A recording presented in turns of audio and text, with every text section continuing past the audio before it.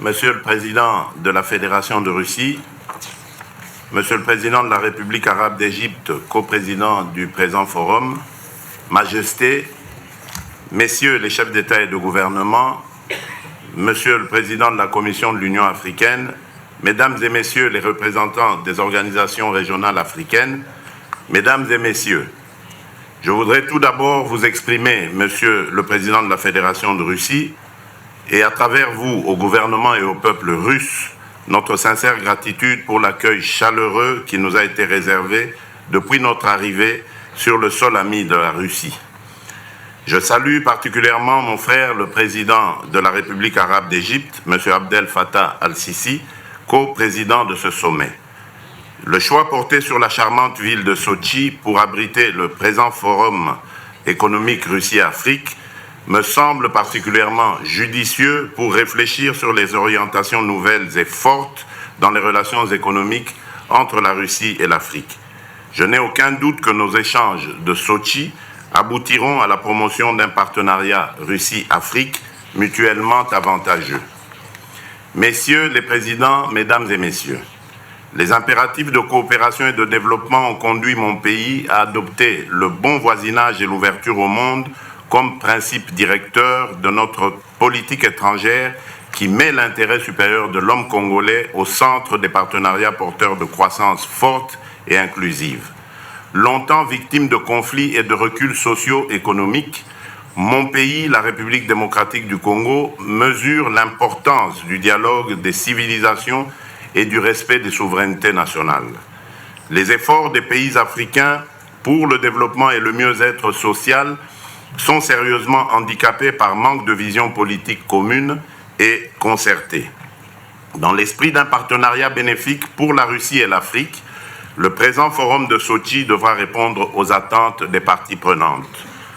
Messieurs les présidents, Mesdames et Messieurs, du fait de sa population, sa superficie, son écosystème, ses ressources du sol et du sous-sol, et de son potentiel hydroélectrique, la République démocratique du Congo, qui partage ses frontières avec 9 pays, demeure un maillon important dans le développement de l'Afrique.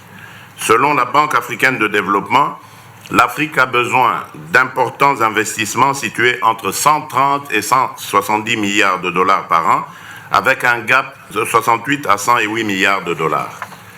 La forte dépendance au secteur minier n'a pas été propice à l'émergence des économies africaines.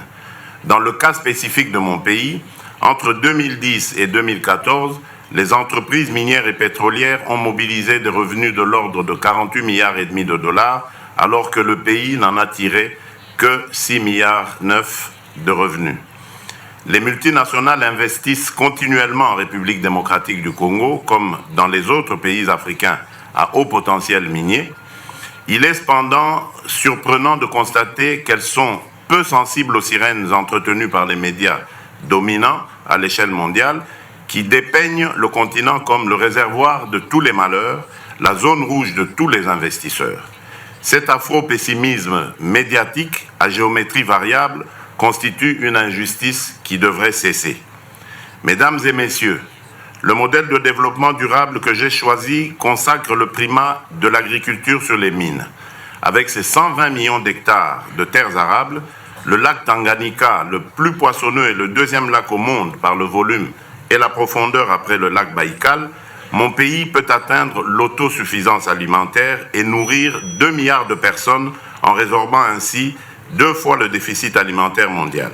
Le chemin qui mène de la pauvreté au bien-être a été balisé par les agendas 2030 des Nations Unies et 2063 de l'Union africaine, auxquels s'ajoute le lancement de la zone de libre-échange continentale africaine, pour lesquels l'Afrique sollicite l'accompagnement de la communauté internationale en général et de la Russie en particulier.